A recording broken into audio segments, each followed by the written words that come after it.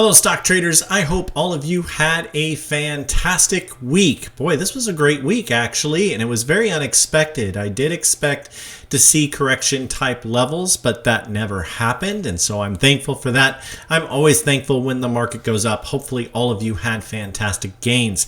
This last week I finished with a 1.9% gain.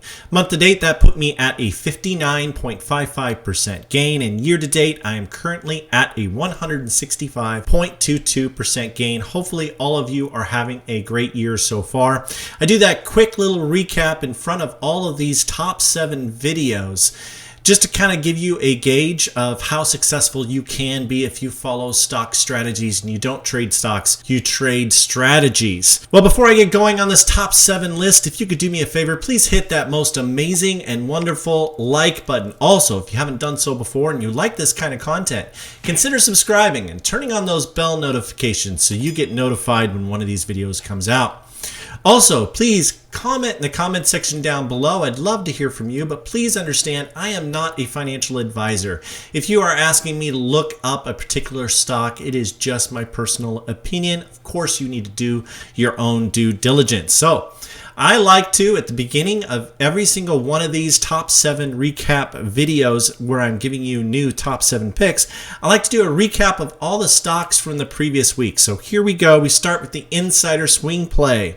Not very many sales on the insider swing play this week. I held on to a lot because we continued to have repeated insider activity, which reset the clock as far as my investment clock and my exit point. And so I only sold 2 stocks. One was DSS, sold for a 3.57% gain, and sold AFI for a 1.85% gain. So that was 2 out of 2 picks for a 100% win rate this week.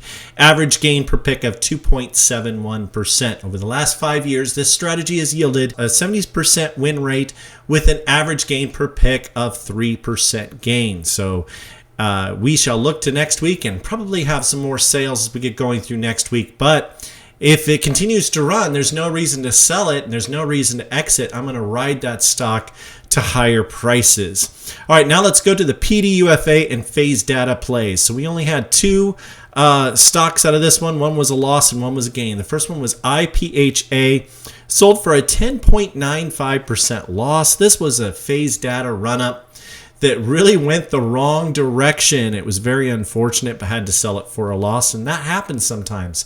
No stock strategy is 100%. It just never happens. And the other one I sold was RDUS, sold for a 3.40% gain, so a modest gain. Was a phase data run-up, so that was 1 out of 2 with a 50% win rate. Average loss per pick of 3.78%, so that's not the best. Okay, so now let's go to our squeeze play, and we have some different ones here. The first one was SOFI, sold for a 1.07% gain, sold NKLA for a 0.56% gain, sold CLVS for a 12.30% gain, TTCF for a 15.30% loss, RSLS sold for a 4.45% loss.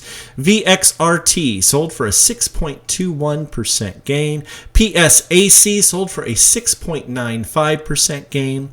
BEST sold for an 11.56% gain.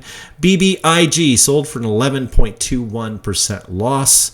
RMCD sold for a 6.86% loss. XERS, which was a great one for us, it was a 47.12% gain, and LDI sold for a 2.46% loss. So that was 7 out of 12 picks, 58% win rate with an average gain per pick of 4%. Usually the win rate on this is just barely over 50%. They've been averaging right around 55% win rate, but an average gain per pick of about 9% because we've had some big runners on this. The squeeze play is covered in our standard room, so you can get access to that in our standard and premium rooms of our Discord. And mentioning our Discord, we have a lot of great people in that group and professional traders that are in different levels. If you are looking for trade ideas and you are looking for a group of individuals who are really trying to help one another to succeed in the stock market, market and you want to hear about all of my plays before they hit this list, that is a great place to do that. Please check it out. We have a link in the description down below. By clicking that link, you can get through to our Patreon. And once you're in the Patreon, you can get access to that private Discord. And we hope to see you there. Okay, so now let's talk about a state of the market and take a look at how is the market doing. It's so important to pay attention to the market levels, and so that's why I pay attention and I look at the SPY. And so here we go. Let's see here. You can see I'm tracking the 5-wave sequence of the SPY, and you can see these big yellow lines. These are the gaps. Now, gaps will fill. At some point, we will get down to 401 on the SPY again, but not today. It looks like we have 3 different gaps that are open. One at 412, another one that just happened. I believe it's at 423. And so we have 3 open gaps looking at that, and we passed level 5. Usually when we get to wave 5, we see a 3-wave correction. Well, we kind of did, even though it was the fastest 3-wave correction I think I've ever seen. This lasted for a week. We were down for 2 days. Up for 1 and down for 1 more, way down a lower gap here, and the lower gap filled immediately, and now it appears that we might be in wave 1 of a new wave. I mean, the way that I'm looking at this, the way that I'm interpreting this, it could be that the whole correction thing is canceled. So that goes to show you the market's going to do what it does. I don't think the fears of inflation are nearly as bad as what they've been as what they've been seeing. And I think as more and more numbers come out on the economy, it seems to be that way. Anyway, there's more confidence. Fears leaving the market, and so things are looking really good. So let's take a look at the triple Qs and see how things are going there. And as you can see in the triple Qs, we are having a really nice run. This is, it's not overbought, even though it's kind of close. So we saw a little bit of a pullback because it got a little bit to overbought levels. But the triple Qs are looking really strong and everything is looking great there. Okay, so let's take a look at the VIX. The VIX is our fear indicator. The lower the VIX goes, the more bullish the market is.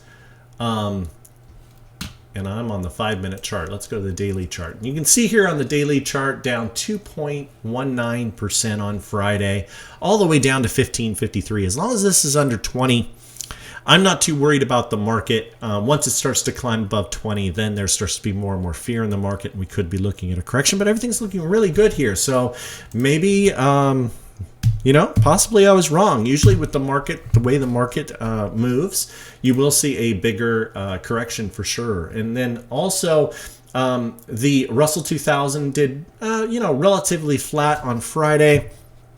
But this is looking good for a nice bullish run. We just had a MACD golden cross down here. We have positive momentum on the RSI on the daily chart. So a lot of things are really looking good. So I think that this should do really, really well. So anyway, let's get to the top 7 and take a look at the top 7 stocks. I have a lot of great stocks now. These are midterm holds. Most of these holds, you could hold them for 5, you could hold them for 30 days.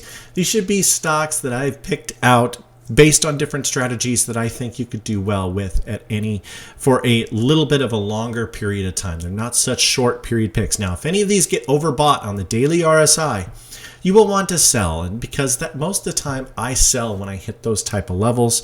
So that is one thing that you're looking for as far as these goes. Okay, so number 7 is GLP.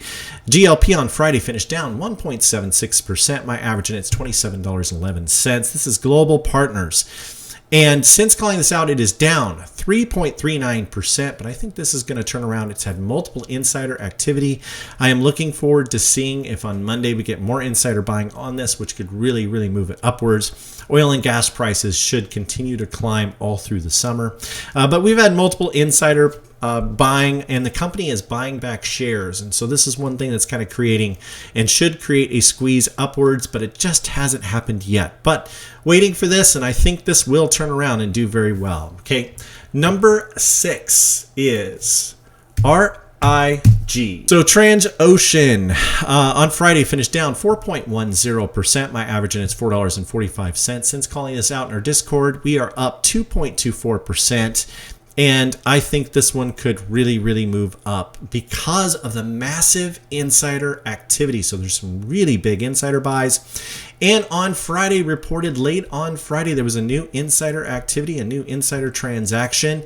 And so since more was reported, I am expecting this to rush upwards on Monday. This should be a great stock for you to pick because as that insider activity happens, it gives it a new catalyst just kind of moving along. And it doesn't appear to be stopping as far as the insider activity on RIG. This can continue for quite a while. I think this will be a good stock for you to look at. All right, number 5 has been on the list a little while.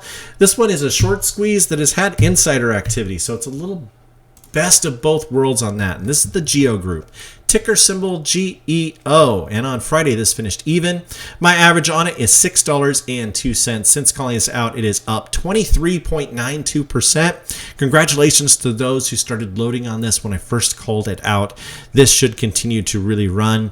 Analysts have an average target price of $12.33, and so there's lots and lots of upside. A very high short percentage on this, and so this is a squeeze play that I expect to squeeze at some point because those shorts have to cover their shares, and so this is one really to watch. And also they have an employee purchase plan that they just announced, so employees get to buy shares cheap, and this takes away from the available shares and the overall float, and this should help to move the stock upwards because it's just a ton of buying. The CEO also bought $1 million worth of shares not too long ago as an insider transaction. It was very, very, very bullish. I think this one has so much more to go. This could easily hit $9, $10 and really kind of solidify its price right around that level. If you are short on this stock, I recommend closing your position before you get destroyed. Anyway, number 4. Number 4 is PFSI. And this is a very safe stock. This is one that you can hold for a very, very long time. On Friday, this finished up 0.54%. My average is $63.99. Since calling this out, it is down 0.18%. And this is PennyMac Financial. Analysts have an average target price of $89.67. There's tons of analyst upside on this. Also, director buys have been really, really coming in. And so this is an insider swing play, and it just keeps happening. We keep on having more and more insider activity. As long as that continues, and we had more on Friday reported in after hours, as long as this continues, this is going to continue to move upwards in my opinion. I expect this to be a very solid stock, a lot like the Safehold, that a lot of members who've been watching this and people on YouTube have been watching these videos know that Safehold has been very, very successful. And I think PennyMac Financial is slowly but surely going to be just as successful with all of this insider activity. Looks very, very good. Okay, so let's go to number 3. And what is number 3? Well, I just mentioned it. This is Safehold, ticker symbol SAFE. And this has been a fantastic mover for us on Friday. It finished down 0.05%. My average at $71.37. And their partner and major majority owner, iStar, just got a credit rating upgrade. So that is really good. Also, iStar has been buying up shares big time into Safehold. This has been going on multiple days. And we have a new $100 price target. So put by an analyst. My average in this is $71.37. Since calling this out, it is up 13.87%. Average analyst target price is $91.30. I also have call options on this, and I am currently up 180% in my call options. This is not going to stop until the insider activity stops, and this has been continuous insider activity that's really been moving the price up. But now that we have that higher analyst target, then $100 is very, very feasible. I see this moving upwards very nicely as we get going on this. All right, number 2.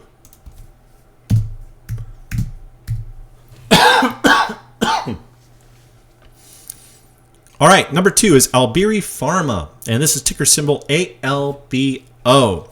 And on Friday, this finished even. My average in this is $33.73. Hopefully, all of you picked this up last week when I called it out because it was slightly down, but now it is up 9.31%. So this is starting to run and do very, very well. Analysts have an average target price of $73.43. Yes, you heard me right. $73.43. And so ALBO is one that is really going to move upwards greatly. So they have a PDUFA date of July 20th, 2021. And this is going to be a phenomenal run on the way to their PDUFA date. So you still have time to get in on this because the analyst target is so high and the drug is important and chances of approval are high also. I expect this one to run specifically very nicely all the way to its date. It should be a great pick for you. All right, number one. Number one is a squeeze play. I know my squeeze plays have just been kind of so-so. The ones in the Discord have been phenomenal, but for some reason, if I mention it here on YouTube, it has not done well. Well, that ends now because I am choosing number one on this list, and this is a massive squeeze play. This is going to be better than AMC in my opinion, but this is Clove, Clover Health, ticker symbol CLOV. My average in it is $13.95. Since calling this out, we're down 7.03%, so this has not been great so far. On Friday, this finished down 5.95% as the paper hands sold out. They are going to be kicking themselves later as they sell their shares. Analysts have an average target price on this of $9.50. Analysts targets don't matter on squeeze plays, not at all. And let me just kind of talk about what's going on here. They just announced they are going into 100 new markets, and so that is a very good news catalyst. There's lots of good news with Clover Health. Clover Health has been beat up for no specific reason. It is really crazy. But anyway, the short percentage on this is 36.93%, and that's just the shorts that have reported here. It has a borrow fee rate of 55.36%. So what that means is if someone wants to short shares on Clove, they have to pay a 55.36% interest rate to short those shares. That is not very profitable. That and the massive amount of short percentage that's on here, and with that high borrow fee rate, that would encourage short sellers to close their positions by buying shares. And so very soon, I expect this to start squeezing, and man, is it going to move up. It's going to be very fast. I do recommend getting in on Monday and just holding this. That's how you do a squeeze play. You buy it, and then you hold it, and you wait for it to get overbought on the RSI at least. And a lot of times, sometimes if there's just so much momentum and so much moving on it, I will even hold through that. But anyway, I am expecting Clove to be in a very explosive stock. This should really, really move this next week. We shall see. It should be fun anyway. I think you can definitely make some money on it.